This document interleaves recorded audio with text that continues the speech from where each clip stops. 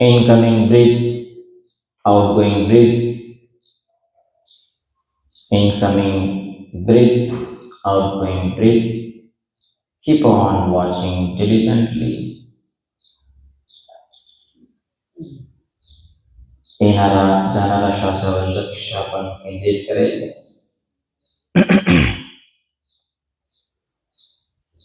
मनाला शांत ठेवायचे.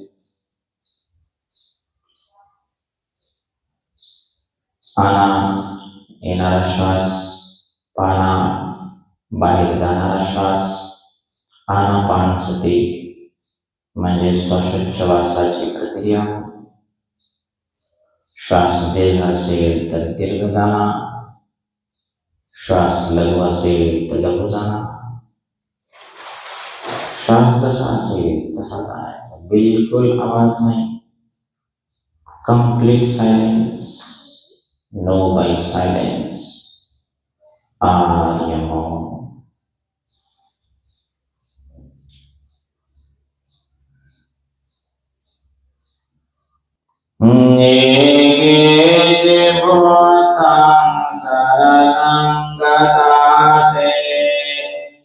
नते गमी संति अपाया, पहाय मानुष देहा.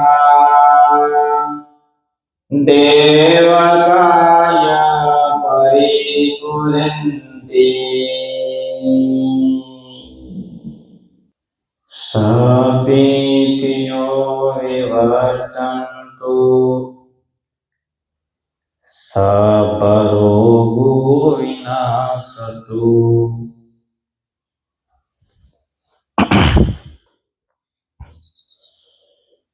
माते भवत्वन्तरायो, सुखी दीर्घायुको भव.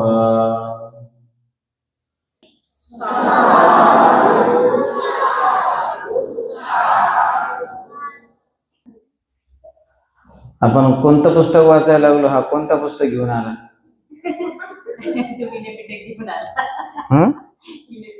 कोणतं पुस्तक आहे? नाव वाच. आणि आपण कोणता ग्रंथ वाचायलो? मग हा तो कशामुळे आणला? सहज आणला. अच्छा. इतक्या लहानपणी विनयपीठक वाचणं फार मोठी गोष्ट आहे ना. मोठे मोठे भंती होतात पण विनयपीठक हातात नसतो. म्हणजे लहान वयात संविधान हातामध्ये आहे असं आम्हाला दिसतं. ठीक आहे. आज या ठिकाणी भंते धम्मदर यांचं स्टोनचं ऑपरेशन झालं. त्यांना होता 13 mm आणि 7 mm चा खडा होता. सक्सेसफुल ऑपरेशन झालं आणि लवकरच ते बरे होतील. उद्या डिस्चार्ज पण होईल. थोडस पथ्य पाणी पण थोडस कडक आहे. सगळ्यालाच पत्री होते. एकाने त्यांचं झालं की माझा नंबर, माझं झालं की तुमचा एखाद्याचा नंबर. बरोबर आहे की नाही? सगळ्याला एक ना एक वेळेस तरी जीवनामध्ये स्टोन होतोच आणि व्हायला पाहिजे.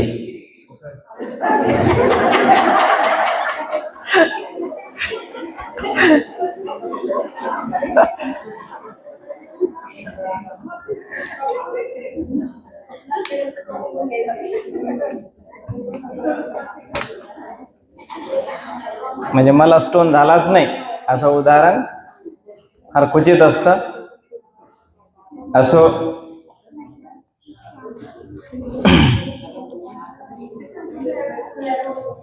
काल आपण राजपुत्राचे महामंत्र्यास उत्तर बघितलं. शाक्य संघात सिद्धार्थाचा प्रवेश बघितला. संघाशी संघर्ष देखील आपण बघितला. संघाशी कोणी संघर्ष केला होता? सिद्धार्थाने. कशामुळे संघर्ष केला होता?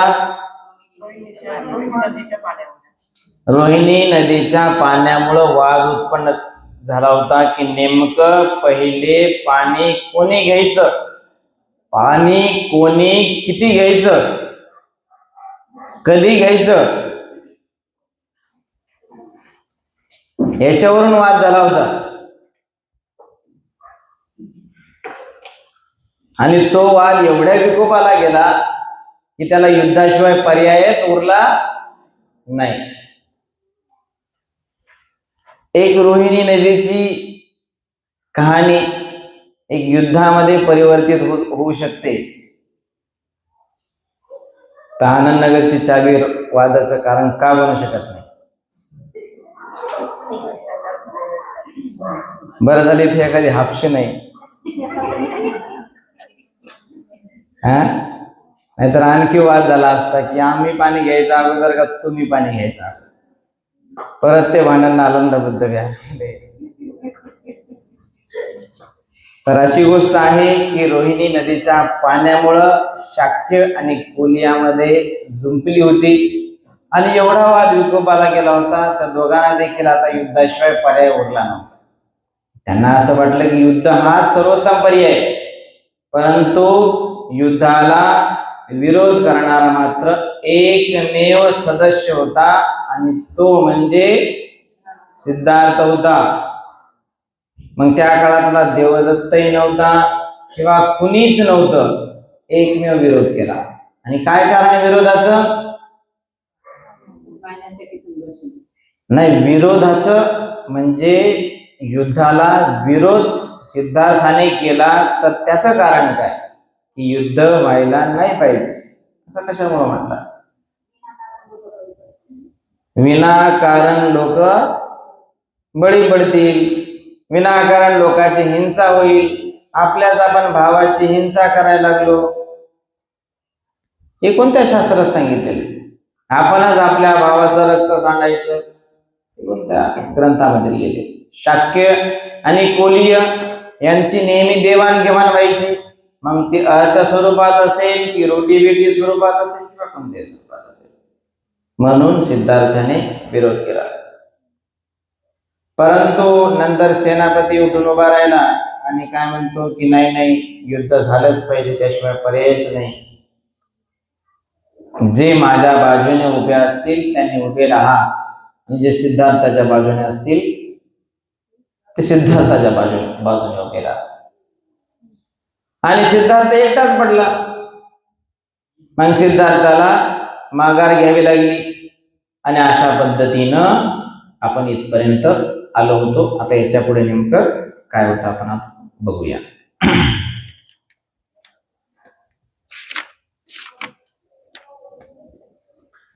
देश त्यागाची तयारी, बरोबर आहे ना? दुसऱ्या दिवशी युद्धासाठी सैन्याची उभारणी करण्यासंबंधीच्या आपल्या योजनेचा संघाने विचार करावा म्हणून सेनापतीने शाक्य संघाची दुसरी सभा बोलविली.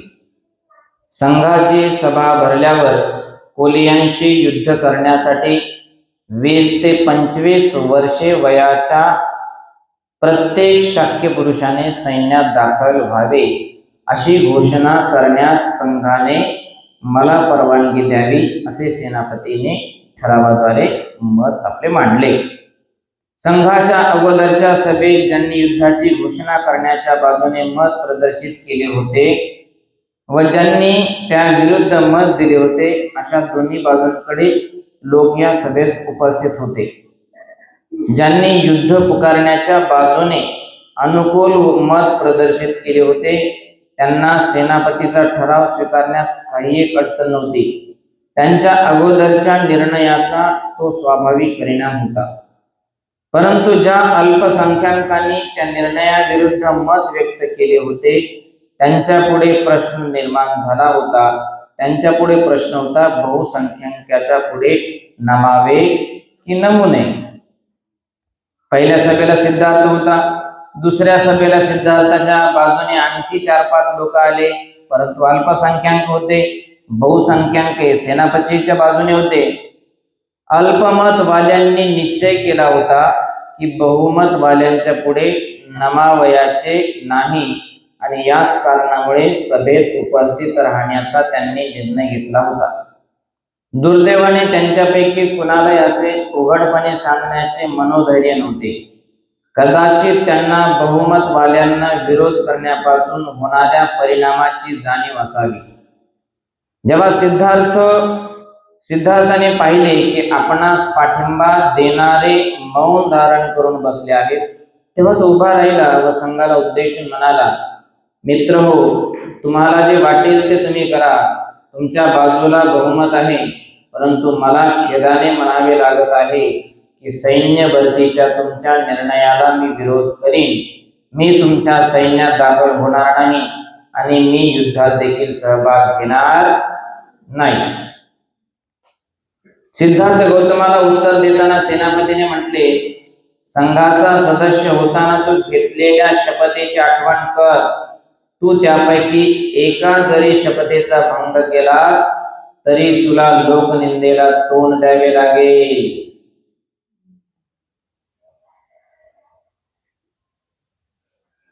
बघा, सेनापती काय म्हणतो की तुला आठवतं का नाही, तू 20 वर्षाचा असताना तू संघाची दीक्षा घेताना तुला आम्ही अटी आणि शर्ती दिल्या होत्या. त्यातली तू एक जरी मोडली तर तू शाक्य संघाचा सभासद राहणार नाही. मग तुला शाक्य राज्याच्या या क्षत्रिय राज्याच्या रक्षणासाठी कोणत्याही परिस्थितीमध्ये लढावंच लागेल. असं माघार घेऊन चालणार नाही. Firstly and lastly Indian. जसं बाबासाहेबांचं मतक्य होतं, मन होतं, प्रथमता आणि अंतिमता भारतीय. सांगायचं तात्पर्य, बाबासाहेबांनी देखील आपल्या देशाला प्राथमिकता दिलेली, आपल्या देशाला प्रायोरिटी दिलेली की मी अंतिमता आणि पहिल्यांदा देखील भारतीयच आहे, भारतीयच राहणार. तसंच सिद्धार्थाने देखील काय प्राथमिकता दिली, आपल्या देशाला प्राथमिकता दिली. मी पहिल्यांदा देखील आणि शेवटी देखील हे सांगत आहे की मी युद्धामध्ये सहभाग घेणार नाही. भलेही तुम्ही मला काय शिक्षा द्यायची ती द्या, भलेही तुम्ही मला काय शिक्षा द्यायची त्या शिक्षेला मी भोगायला तयार आहे. सेनापती म्हणतो की तू शाक्य संघाचा सभासद होताना तुला ज्या आम्ही अटी दिल्या होत्या त्यातली एक जरी तू अट अपूर्ण केली, मान्य केली नाहीस, त्याच्या विरुद्ध जर तू वागलास तर तुला शिक्षेला पात्र व्हावं लागेल. मग त्या अटी कोणत्या आहेत? कोणत्या अटी आहेत? त्या अटी नाही. कालच्या अटी वाचा, परवाच्या अटी वाचा. त्या 4 अटी होत्या. या 13व्या प्रकरणावरती या.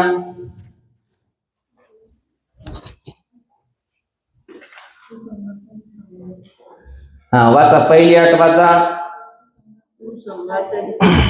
संरक्षण शाक्यांचा एक संघ होता. वयाची 20 वर्ष झाल्यावर प्रत्येक शाक्य तरुणाला संघाची दीक्षा घ्यावी लागत असे व संघाचे सभासद व्हावे लागेल.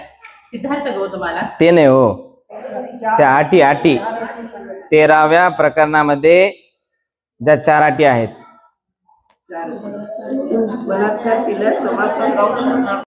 आता या ठिकाणी आणखी वरच्या ज्या 4 अटी आहेत त्या पण एकदा वाचा.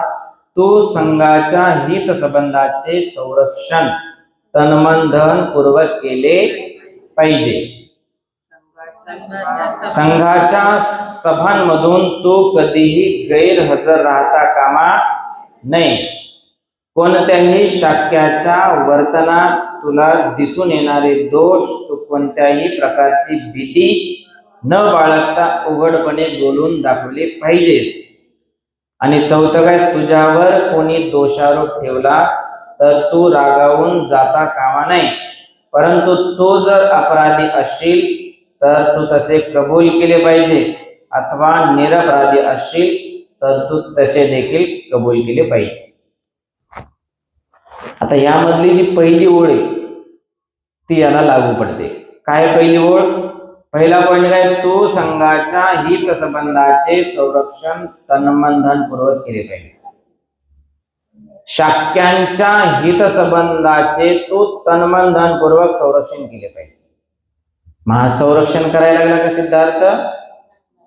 माघार घ्यायला लागला. तू शाक्यांच्या हितसंबंधाचे जर समर्थन करत नसशील, तन्मन धनपूर्वक तू संरक्षण करत नसशील, तू जर पिछेहाट आणि माघार घेत असशील तर तुला शिक्षेला पात्र व्हावं लागेल किंवा शिक्षा तुला ग्रहण करावी लागेल. एका अटीमुळं. बघा, आपल्या देखील जेलमध्ये असते तशी व्यवस्था. एखादी जरी चूक आपण केली की आपल्याला दंड भेटतो. एक तर अर्थ स्वरूपात दंड भेटतो, नाही तर मग कर्म स्वरूपात दंड भेटतो, नाही तर मग कायमची सजा देखील भेटते, लाईफ टाइम जेल होऊ शकतं, काय देखील सजा होऊ शकतात. कशाच्या विरुद्ध काम केलं तर? आपल्या स्वतःच्या गव्हर्नमेंट बद्दल.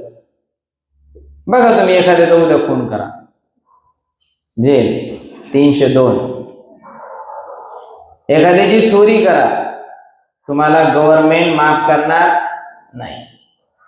खोटं बोला आणि एवढं खोटं बोला की त्याचा तुम्हाला पश्चाताप होईल, आणि खोटी साक्ष जरी आपण दिली तर त्याचा देखील आपल्याला गव्हर्नमेंट काय आपलं जेल, कायदा, न्याय व्यवस्था, लॉ अँड ऑर्डर जर आपण हातामध्ये घेतली तर आपल्याला ती सोडत नाही. मग सिद्धार्थाने डायरेक्ट आणि इनडायरेक्टली शाक्यांच्या न्याय व्यवस्थेलाच हलवलं. काय करायचे ते युद्ध तुम्ही करा, परंतु मी मात्र युद्धामध्ये सहभाग घेणार नाही. मग ते शाक्यांचं संवर्धन हो, संरक्षण हो, किंवा माझ्याकडून न हो. आता पुढे आता बघा, शिक्षा सिद्धार्थाला काय सुनावतात शाक्य संघ किंवा शाक्य सभा किंवा सेनापती.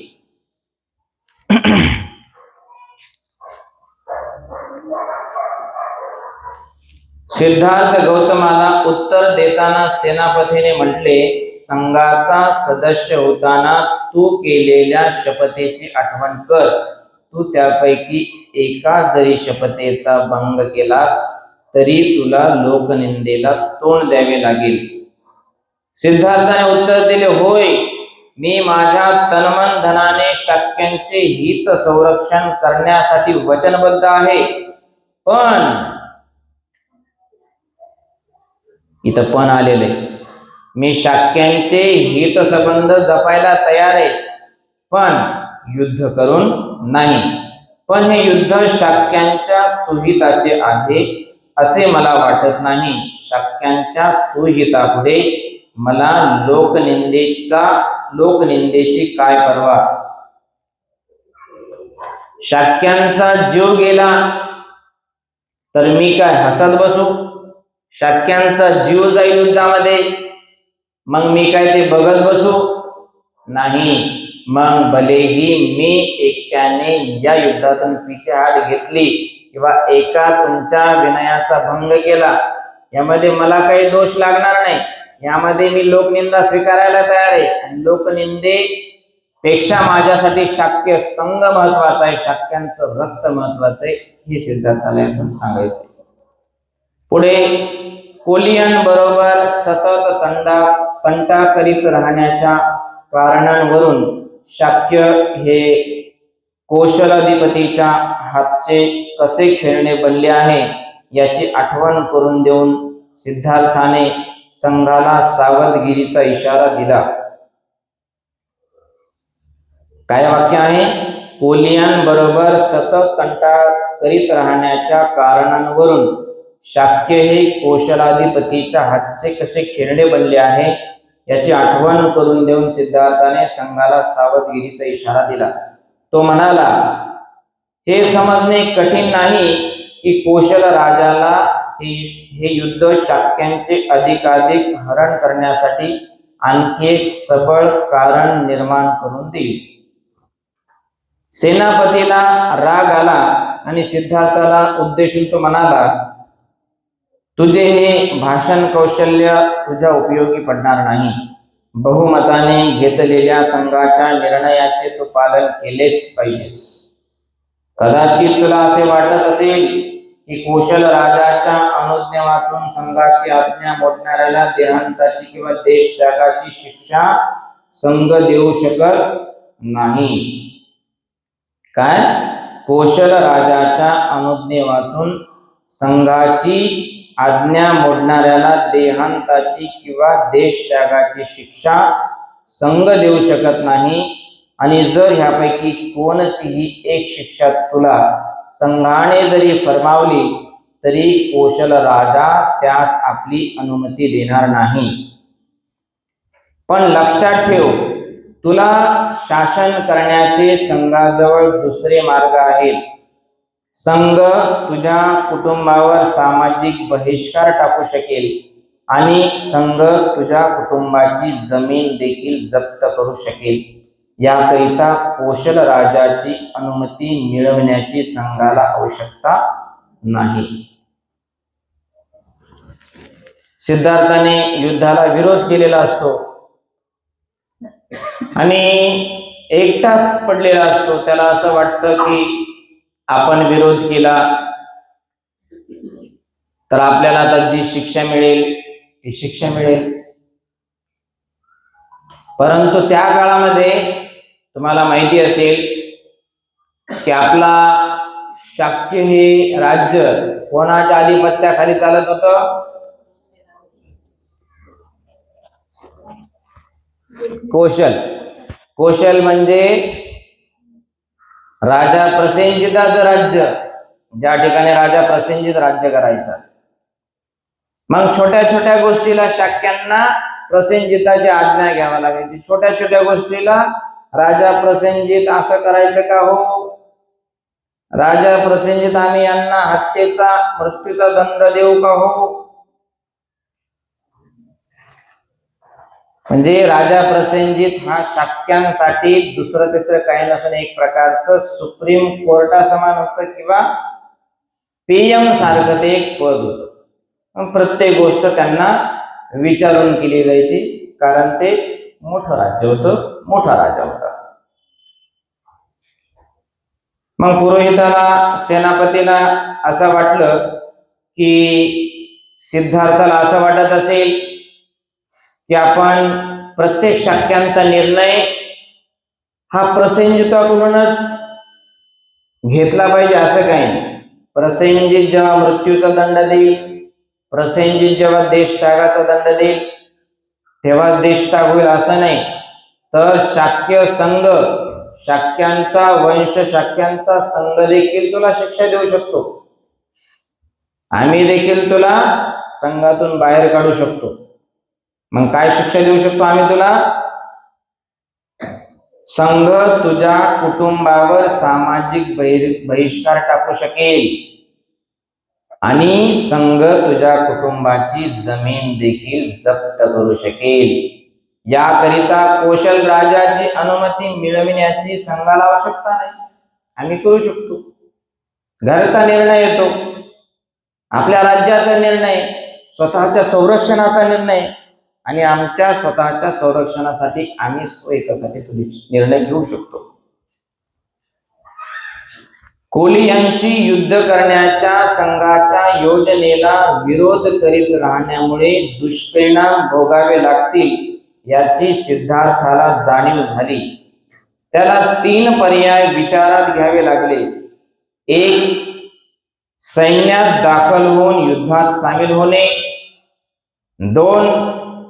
कुटुंबियावर सामाजिक बहिष्कार ओढावून घेऊन त्यांच्या मालमत्तेची जप्ती होऊ देण्यास तयार होणे. पहिला पर्याय न स्वीकारण्याबद्दल त्याचा निर्धार होता. 3रा पर्याय विषयीचा विचारच त्याला असह्य झाला. या स्थितीत त्याला 2रा पर्याय अधिक योग्य वाटला. आता पर्याय किती आहेत बघा. पहिला पर्याय, दुसरा पर्याय आणि तिसरा पर्याय. संघ तुझ्या कुटुंबावर सामाजिक बहिष्कार टाकू शकेल आणि संघ तुझ्या कुटुंबाची जमीन देखील जप्त करू शकेल. याकरिता कौशल राजाची अनुमती मिळवण्याची संघाला आवश्यकता नाही. कोणते 3 पर्याय सांगितले सिद्धार्थाला?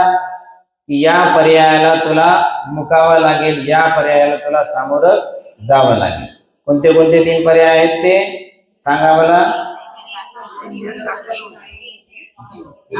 देहांत किंवा देश त्याग करणे आणि तिसरा पर्याय कुटुंबावर बहिष्कार टाकून त्यांची जमीन जप्त करणे. गुड. त्यातला दुसरा पर्याय. बघा, अनंत अडचणी असतात. सिद्धार्थाला असं वाटतं की नेमका आपण पर्याय तरी कोणता चूज करायला पाहिजे, नेमका आपण पर्याय आपण कोणता निवडायला पाहिजे. कोणता निवडला सिद्धार्थाने पर्याय? देश त्यागाचा. आई वडिलांची जमीन जप्त करून कशाला त्यांना, त्यांच्यावरती बहिष्कार कशाला, त्यांना वाळवंटात कशाला टाकायचं? बरोबर आहे. आणि पहिला पर्याय काय आहे? सैन्यात भरती होऊन युद्ध करणे. सिद्धार्थ त्याच्या विरोधच होता. जर भरती व्हायचं असतं तर त्याने पहिली दुसरी मीटिंग न होता साक्षात त्याने युद्धामध्ये उडी घेतली असती आणि युद्धाला तो तयार झाला असता. परंतु त्याने मात्र पहिला पर्याय निवडला नाही. मला शाक्य संघामध्ये युद्ध करण्यासाठी जायचं नाही. तिसरा पर्याय होता की मी चूक केली ती माझ्या आई वडिलांना कशाला, मी जर हिंसा केली तर माझ्या आई वडिलांना दोष कशाला, मी जर शाक्य संघाच्या विरोधात गेलो तर त्याचं दुःख किंवा त्याचा परिणाम आणि दुष्परिणाम माझ्या आई वडिलांना कशाला. त्यापेक्षा मग एकतर देहांत नाहीतर देश त्याग. आता देहांत, मरने से भला अच्छा है कि देश त्याग करो. मेल्यापेक्षा, लटकून मरण्यापेक्षा आपण देश त्याग करू. आणि त्याने दुसरा पर्याय निवडला, देश त्याग करायचा. बघा, त्या काळात जर देश त्याग करायचं ऑप्शनच नसतं तर सिद्धार्थाने काय चूज केलं असतं? देहांत केला असता. कारण ते बोधिसत्व होते आणि बोधिसत्व हे कधी युद्ध करत नसतात. पहिला पर्याय होता सैन्यामध्ये दाखल होणे, सैन्यामध्ये दाखल होऊन मारणे आणि मरण पत्करणे. परंतु हे सिद्धार्थ बोधिसत्वाला मान्य नव्हतं. आणि दुसरा पर्याय बोधिसत्व असल्यामुळं माझ्या चुकीमुळं माझ्या आई वडिलांना त्रास कशाला, हे देखील त्यांना न पडण्यासारखं होतं. आणि जर देश त्यागाचा पर्याय नसतात तर सिद्धार्थाने खुशी खुशी राजगुरु भगतसिंग, आणखी कोण, सुखदेव यासारखं त्यांनी फासावर देखील चढले असते. त्याला म्हणतात बोधिसत्व, त्याला म्हणतात करुणा. असो, पुढे पहिला पर्याय न स्वीकारण्याबद्दल त्याचा निर्धार होता. तिसऱ्या पर्यायाविषयीचा विचारच त्याला असह्य झाला. या स्थितीत त्याला दुसरा पर्यायच अधिक योग्य वाटला. त्यानुसार सिद्धार्थ संघाला उद्देशून म्हणाला, कृपा करून माझ्या कुटुंबियांना शासन करू नका. सामाजिक बहिष्काराच्या आपत्तीत लोटून त्यांना दुःख देऊ नका. त्यांच्या उपजीविकेचे एकमेव साधन असलेली त्यांची शेती हिरावून घेऊन त्यांची उपासमार करू नका. ते निरपराध आहेत. त्यांनी अपराध काही केला नाही. अपराधी मीच आहे. माझ्या अपराधाची शिक्षा मला एकट्यालाच भोगू द्या. नंतर देहांताची वा देश त्यागाची यापैकी तुम्हाला योग्य वाटेल ती शिक्षा मी स्वीकारायला तयार आहे. ती शिक्षा द्या, ती मी खुशीने स्वीकारेन.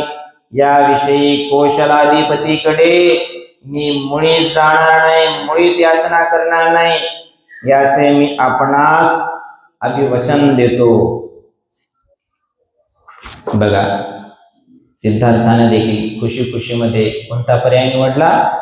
देशत्याग. म्हणूनच या चॅप्टरचं नाव आहे देशत्याग.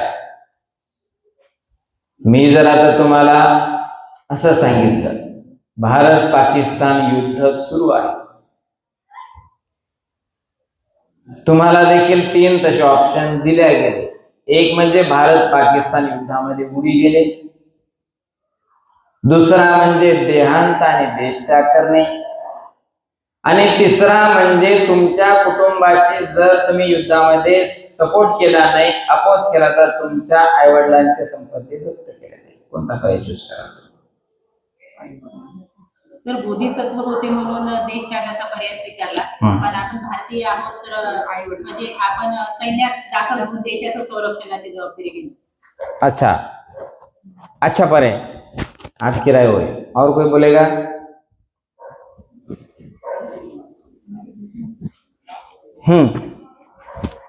बघा, पहिली गोष्ट तर आपण काय आर्मी नाही, त्याच्यामुळं युद्धामध्ये आपण काय सहभागी होऊ शकत नाही. आणि मी काय CJI सुप्रीम कोर्टाचा जज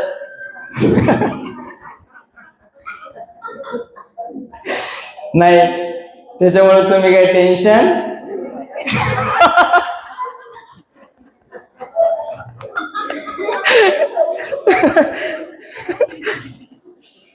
युद्ध झालं तर ते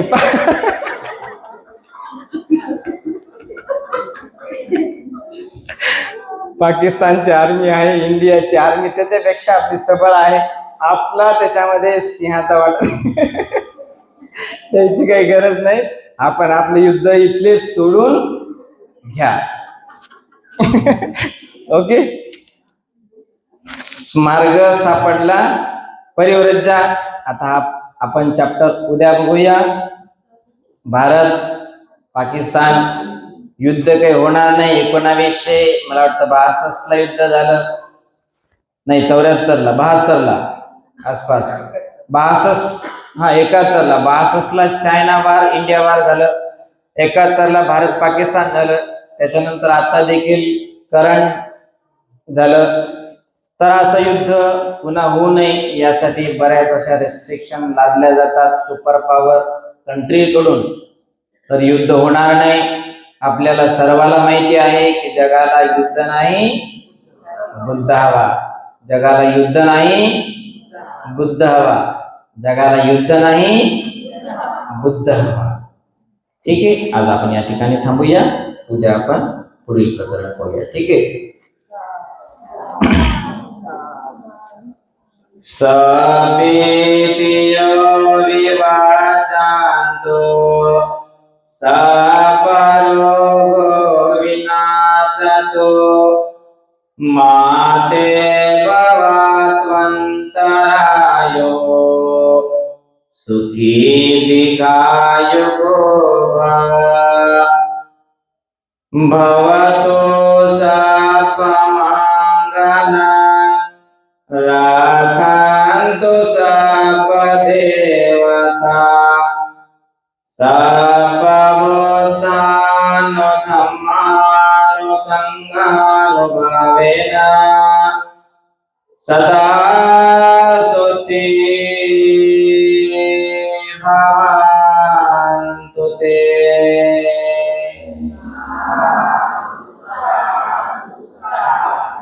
बुद्धं नमामि, धम्मं नमामि, संघं नमामि. काही प्रश्न आहेत का? विचारा त्यांनी.